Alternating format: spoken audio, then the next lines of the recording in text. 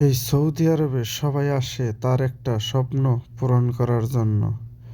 এখন বর্তমানে সৌদি আরবে কেন তার স্বপ্ন পূরণ হয় না? একটাই কারণ।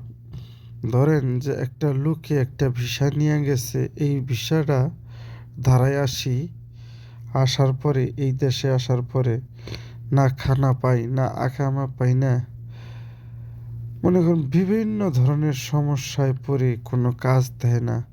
মানে লোকটি বইলা নিয়ে আসে যে আপনারে সৌদি আরবের অনেক বড় একটা কোম্পানির ভিসা। বর্তমান কিন্তু এইভাবে অনেক দালালেরাই ব্যবসা করতেছে বাংলাদেশে। এখন সৌদি আরবে অনেক প্রবাসী ভাইয়েরাই কিন্তু বর্তমান অনেকেই বেকার আছে, অনেকেই খানাও খাইতে পারতেছে না। বাড়িতে থেকে কিছু টাকা আনার পরে তারপরে তারা খানা খায়। কেন আসছে সে এই দেশে? তার একটা স্বপ্ন পূরণ করার জন্য। একটা স্বপ্ন পূরণ করার জন্য আইসা তার এতটুক হয়রানি শিকার হইতেছে। আল্লাহ এইসব দালালের হাত থেকে আমাদেরকে, এই প্রবাসী ভাইদেরকে বাঁচান। কেননা তারা অল্পতেই বিশ্বাস করে যে সে বিদেশ থাকে, অবশ্যই মনে হয় যে বড় একটা কোম্পানির ভিসাই নিয়ে আসছে। কিন্তু এই ধরনের ফাঁদে ফালাইয়া আপনাদের কাছ থেকে লাখ লাখ টাকা হাতিয়ে নেয় একটা চক্র। কেননা তারা জানে যে একটা ফ্রি ভিসা উঠাইয়া নিয়ে গেলে হয়তো বাংলার 1 থেকে 1.5 লক্ষ টাকা খরচ হয় আপনার টোটাল প্রসেসিং করতে। আপনার কাছ থেকে নিতেছে 4 থেকে 5 লক্ষ টাকা, নিয়ে আইসা আপনারে কাজ দিব।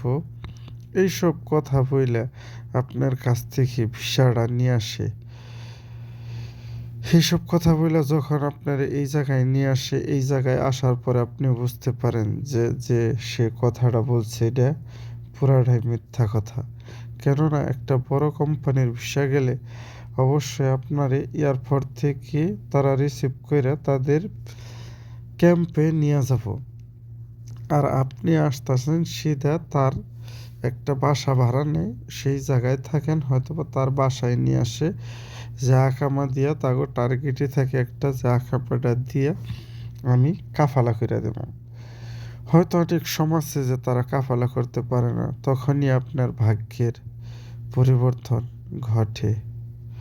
তখন আর আপনি কুলদেশ না পাইয়া কি থেকে কি করবেন না করবেন, এরকম প্রবাসী বর্তমান অ্যাভেলেবল আছে সৌদি আরব, যে আসছে 5 মাস 6 মাস তার আকামা পাইতেছে না, কাজ পাইতেছে না, রাস্তায় রাস্তায় ঘুরতেছে।